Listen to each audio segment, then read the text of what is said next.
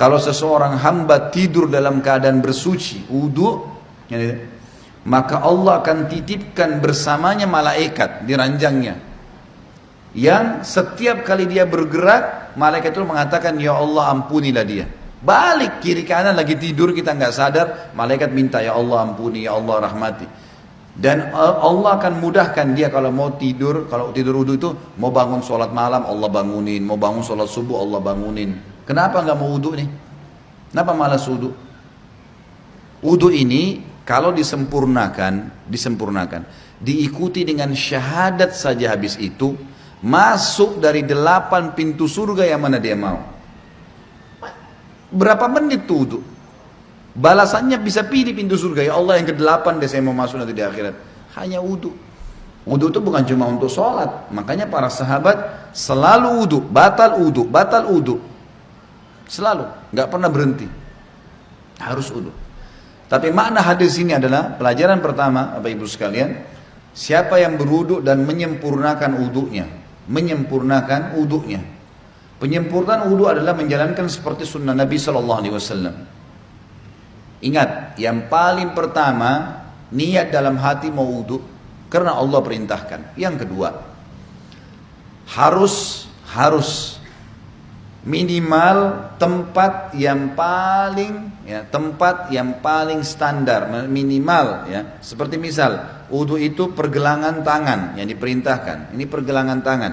Ini batas minimal. Penyempurnaannya adalah menyentuh semua batas minimal. Kurang sedikit wudunya nggak sah, sholatnya nggak sah. Makanya ada makna hadis menyempurnakan wudu. Maksudnya adalah menyempurnakan tempat minimal, dan kalau Bapak Ibu lebihkan jauh lebih baik. Sabda Nabi SAW, saya ingin sekali bertemu dengan saudara-saudara saya. Kata para sahabat, ya Rasulullah, kami saudara-saudara Anda. Kata Nabi SAW, bukan, kalian sahabat-sahabatku, saudara-saudaraku yang datang nanti sepeninggalku, kita-kita ini semua. Lalu sahabat faham, mereka berkata, ya Rasulullah, bagaimana Anda bertemu dengan mereka? Bagaimana Anda bisa mengenal mereka nanti? Karena ketemunya di hari kiamat. Kita ketemu dengan Nabi SAW kapan? Di hari kebangkitan, mahsyar. Bagaimana Anda mengenal mereka sementara Anda tidak mungkin kenal mereka, tidak pernah ketemu, mereka juga tidak pernah ketemu dengan Anda. Kata Nabi SAW, sungguh dari tempat-tempat wudunya umatku akan keluar cahaya yang terang. Dan tidak ada itu pada umat yang lain. Makna juga daripada hadis ini kata ulama adalah wudu itu hanya ada pada umat Muhammad SAW. Makna hadis itu karena dikatakan akan keluar cahaya dari tempat-tempat wudunya umatku. Maksudnya kalau umat-umat lain juga ada wudunya, berarti keluar cahaya juga. Sudah dibedain. Kata Nabi SAW, keluar nanti dari tempat-tempat wudhu kita keluar cahaya semuanya. Dan bukankah seseorang yang memiliki kuda-kuda yang banyak bisa membedakan antara kuda-kuda itu bila ada kuda yang keempat kakinya berbulu warna putih, warna apapun badannya, tapi keempat tangannya, kakinya itu berwarna ada bulu putihnya. Riwayat lain dikatakan keempat kakinya dan bagian dahinya, rambut di bagian dahinya berwarna putih. Pasti bisa dibedakan, oh ini kuda lain karena warnanya kombinasi putih sama yang lainnya. Maka begitu pula saya akan membedakan umatku. Dalam riwayat lain, riwayat sahih, riwayat Bukhari juga, kata Nabi SAW, lanjutan hadis tadi, dan siapa yang bisa memanjangkan jamahan uduknya supaya cahayanya memanjang, maka lakukanlah. Disunnahkan lebihan, misal minimal tadi pergelangan, lebihkan. Minimal wajah seperti ini maka dilebihkan sampai di bawah dagu. Kemudian siku, ini batas minimal, lebihkan sampai di lengan. Batas minimal kaki, mata kaki, lebihkan sampai ke betis, gitu kan. Dan boleh wudu pada saat orang lagi mandi di kamar mandi tidak pakai pakaian boleh. Asal bukan di tempat umum, insya Allah nggak apa-apa. Loh iya, kamar mandi kita sendiri ada pintunya tertutup nggak ada masalah. Karena pernah ada yang bilang gitu, Ustadz boleh nggak saya wudu sementara saya mandi? Atau saya harus tutup dengan sarung atau handuk? Kalau sendirian nggak ada masalah, nggak ada larangan di situ. Maka kita boleh. Nah pada saat itu justru kesempatan melebihkan, siku bisa dilebihkan, mata kaki bisa dilebihkan, kan bisa dilebihkan gitu kan, kesempatan pada saat itu. Wudu yang benar, yang dikatakan sempurna adalah contohnya Mengambil air dengan dua telapak tangan kanan, dua telapak tangan, kemudian kalau keran lagi jalan juga begitu. Menarik dari sisi punggung kanan ke kanan ke pergelangan dengan tangan kiri. Ini dulu dimulai tarik dari sini, dilebihkan ini. Ini batas minimal, lebihkan. Kemudian tangan kanan menarik untuk tangan kiri juga sampai batas lebih dari batas minimal, sampai ke sini kurang lebih. Kemudian baru mempertemukan antara punggung dalam dua-duanya dan menyelat-nyelatkan di antara dua jari. Karena ini sunnah, Nabi SAW menyuruh menyelat-nyelatkan. Jadi ini baru satu ya, ini baru satu. Ini baru satu. Kemudian diulangin, pelan-pelan, sempurnakan. Balasannya hanya sempurnain ini, syahadat masuk surga. Buru-buru, gitu kan. Pelan-pelan, 1, 2, sampai 3 selesai. Yang selanjutnya, mengambil air di telapak tangan, kemudian memasukkan setengahnya ke mulut sambil kumur-kumur, sisanya dihirup di hidung.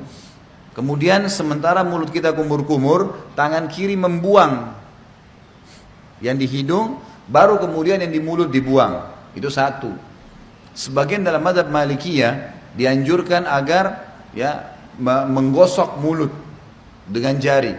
Terutama yang saya katakan adalah di bagian depan gusi, karena biasanya di sini ada lendir yang membuat bau mulut nggak enak. Kita kalau uduk sebentar misalnya lagi kumur-kumur, bapak ibu coba masukin di bagian depan ini sering ada lendir 4 sisi ini. Itu kalau dikeluarin bau mulutnya jadi hilang. Itu dianjurkan. Sebagian juga ulama mengatakan dianjurkan kumur-kumur maksimal, karena ada hadis yang lain berbunyi, tidak ada seorang umat, tidak ada seseorang pun dari kalian berwudu seperti wuduku ini, Nabi SAW praktikin, kecuali akan berjatuhan semua dosa-dosanya bersamaan dengan tetesan air terakhir. Termasuk di sini kumur-kumur dimaksimalin supaya dosa mulutnya jatuh semuanya, gitu kan? Kemudian wajah, ini tentu 3 kali diambil, dimasukkan di mulut sambil kumur-kumur, lalu sisanya dihirup, dibuang dengan tangan kiri. 1, 2, 3. Setelah itu, mengambil air dengan 2 telapak tangan, kemudian dari awal tumbuhnya rambut sampai 2 jari di bawah dagu, dari awal kuping kanan dengan kuping kiri, dimasukkan di wajah, kemudian diputar. Ini 1, gitu kan? Kemudian 2, ini semuanya kena, dan seterusnya 3. Bagi teman-teman yang berjenggot tentu diselat-selatkan, sunnahnya begitu. Diselatkan jari di antara jenggotnya, sebagaimana mungkin kalau jenggot seperti saya mungkin dimasukkan begitu. Kemudian telapak tangan kanan ditarik dari sisi kanan, punggung ditarik sampai ini, ingat ini batas minimal. Banyak orang wudu ininya nggak kena nih, ini nggak kena, ini bisa nggak sah wudunya, nggak sah sholatnya. Jadi tarik sampai sini nih, kemudian baru diputar ke dalam, 1, 2, 3, sampai 3 kali. Kalau misal air kerannya di atas, ngalir di keran, dan kita mau tarik dari atas boleh, tarik di atas batas minimal, ya. Jadi ditarik dari sini, di atas siku, tarik ke bawah, kemudian baru diputar ke bagian dalam. Kanan dulu baru kiri. Setelah itu baru kepala. Kepala ini diambil air, sunnah Nabi SAW ditarik dari awal kepala sampai ke tengkuk, ya, sampai ke batang leher, kemudian ditarik lagi ke atas kembali. Lalu jari telunjuk masuk ke dalam lubang, ibu jari mutar di belakang. 1, ya. Ini satu-satunya yang dilakukan 1 kali saja. Kalau semua tadi anggota tubuh, telapak tangan, tangan sampai siku, wajah, ini semua 3 kali. Kumur-kumur, bersihkan hidung semua 3 kali. Kecuali kepala cuma sekali. Bagi ibu-ibu yang rambutnya panjang, ditarik sampai ke tengkuk, lalu ditepuk-tepuk ke atas. Sampai kembali ke depan, baru kemudian masuk ke sini, baru diputar. Selanjutnya telapak kaki dibasuh minimal mata kaki, lebihkan ke atas, supaya memang sempurna. Setelah itu jangan pernah lupa ucapkan syahadat, asyhadu an la ilaha illallah wahdahu, ada tambah la syarikalah, tidak ada sekutu baginya, wa asyhadu anna muhammadan abduhu wa rasuluh. Itu saja dijamin, kata Nabi SAW, dibukakan baginya 8 pintu surga, ia boleh memasuki dari mana saja dia mau atau dia suka. Di dalam hadis yang lain disebutkan bahwasanya Nabi SAW bersabda, riwayat Imam Tirmidzi, siapa yang membaca setelah syahadat Allahumma ja'alni minat tawwabina, sebaiknya dia membaca setelah syahadat